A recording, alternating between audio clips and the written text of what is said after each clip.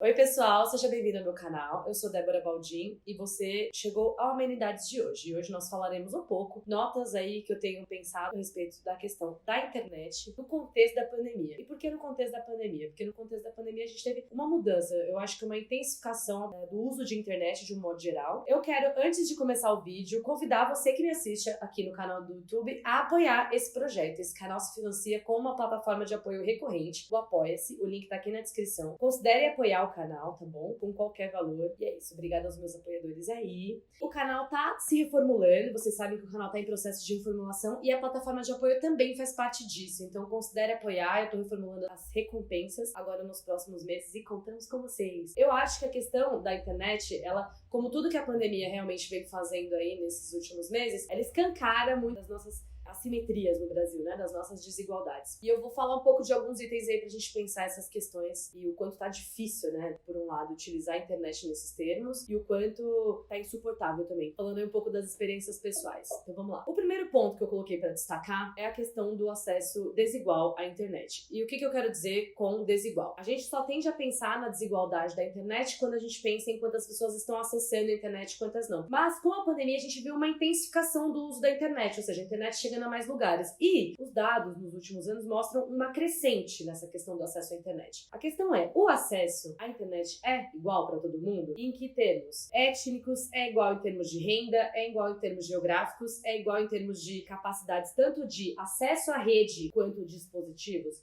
E a resposta é não. Eu peguei uma pesquisa da TIC Domicílios pra gente colocar aqui um pouco como tá o panorama de uso de internet no Brasil hoje. É importante destacar que esses dados são de 2019, ou seja, prévio à pandemia. Então, provavelmente a gente tem um aprofundamento dessas tendências, já que a gente não teve nenhuma, enfim, grande política de estruturação de acesso a nada, né, no Brasil nesse período. O que a gente teve aqui na pandemia, né, gente? Nada. Mas aí vamos traçar um pouco aqui, um pouco dessas desigualdades. Por quê? Porque isso impacta diretamente, não só na vida das pessoas, diretamente com a coisa da pandemia, mas no nosso contexto político e econômico, né, de um modo geral. Quem é que trabalha? Quem é que pode trabalhar com internet no Brasil? Como é que essa questão da internet está incidindo, né, politicamente, já que o debate está sendo travado só nas redes e fingindo que o resto do país que não está acessando adequadamente a internet não existe? Segundo dados dessa pesquisa da TIC Domicílios, o número de usuários na internet no Brasil em 2019 chegou a 134 milhões, ou 74% da população. Aí também a gente pode colocar um pouco das desigualdades geográficas no Brasil, né, que tem diretamente a ver com os investimentos que o governo federal faz ou não nas diferentes regiões, das macro-regiões aí do Brasil. No Nordeste, 65% dos domicílios têm acesso à internet, contra 75% da região Sudeste e 71% que é a média nacional. E aí vamos falar um pouco sobre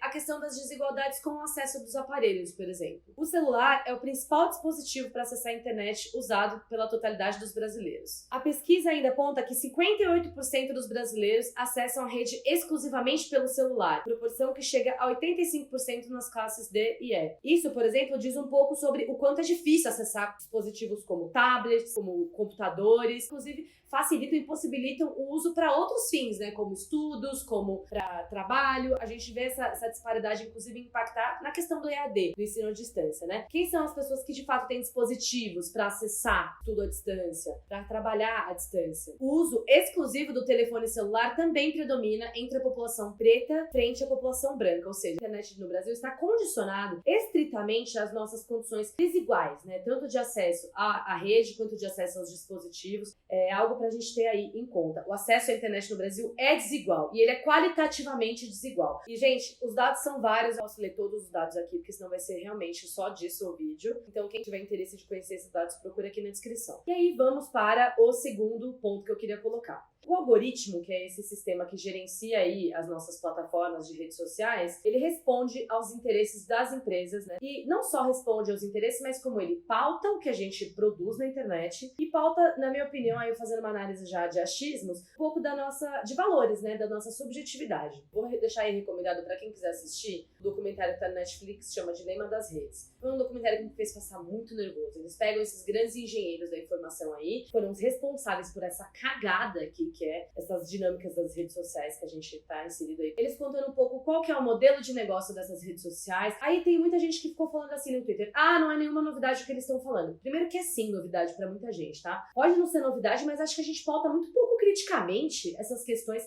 enquanto a gente utiliza, e falando aí não só como produtora de conteúdo, mas como usuária também. Coisas que eles colocam aí nesse documentário que eu achei importante de falar aqui. O objetivo dessas plataformas é fazer você permanecer. Qual que é o modelo de negócio dessas plataformas? Eles vendem propaganda dentro das plataformas. Para além de ser um modelo capitalista de consumo de redes, e aí assim, me perguntando, esse é o único modelo de algoritmo possível? Esse é o modelo de algoritmo que é útil à construção de uma sociedade que não tá aí fomentando o individualismo, a pobreza, a morte, a destruição? Não sei, algo pra gente se perguntar aí. Uma coisa que é muito perceptível e que com esse excesso de interações na pandemia, pra mim ficou gritante, é o quanto essas redes sociais, elas fomentam esse individualismo e a corrosão da solidariedade enquanto um valor. A gente não pensa muito criticamente que valores essa produção tá gerando pra nossa sociedade como um todo. A gente não leva muito a sério questões como segurança de dados, falando como usuária aí, tá? Eu mesma já tive canal hackeado, já tive minhas contas atacadas 1000 vezes. A gente não discute muito criticamente essa questão da governança pra internet. A gente não entende muito criticamente o tamanho desse buraco, essa é a verdade. Uma iniciativa que eu tenho acompanhado muito ativamente no Instagram é a Maria Lab, que é uma coletiva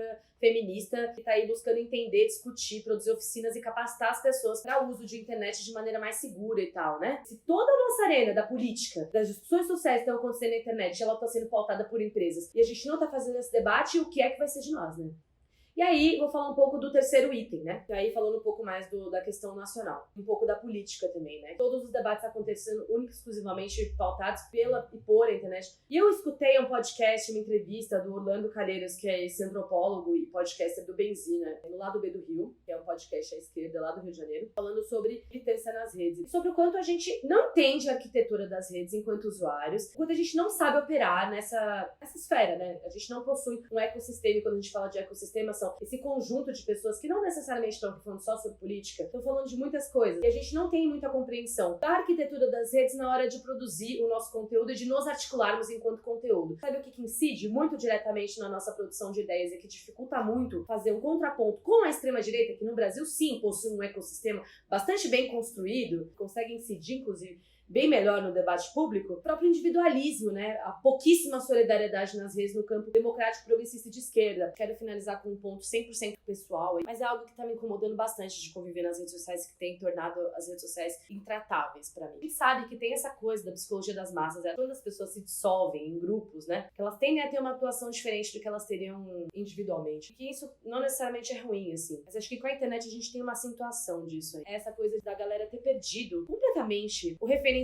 de qual é o nosso trato social real, né? Como a gente interage materialmente com as pessoas pra interagir na internet. A gente perdeu esse referencial. No modo agressivo, ameaçador, no modo assediador em que as pessoas interagem não só com criadores, mas entre si. Enquanto na vida real a gente tende a dirimir os conflitos, a reduzir, a pormenorizar, a dialogar, a gente pensa duas vezes antes de falar certas coisas pras pessoas. Na internet a gente não pensa. Na internet a gente não hesita em perguntar coisas que são óbvias, que qualquer Google pode resolver pros outros, como se fosse obrigação dos outros responder. Na internet a gente fala coisas e questiona que as pessoas em níveis, na minha opinião, desrespeitosos. Tá tóxico, essa é a verdade. Tá insuportável, tá muito ruim. Desabafo que eu queria fazer. É isso, já falei demais. Não deixe de apoiar o canal se você puder. O link vai estar aqui. Nós funcionamos com apoio recorrente. Me siga nas redes sociais. Se inscreve na minha lista de transmissão pra receber tudo em primeiro lugar. Eu mando lá tudo primeiro antes de mandar em qualquer rede social. E a gente se vê na próxima.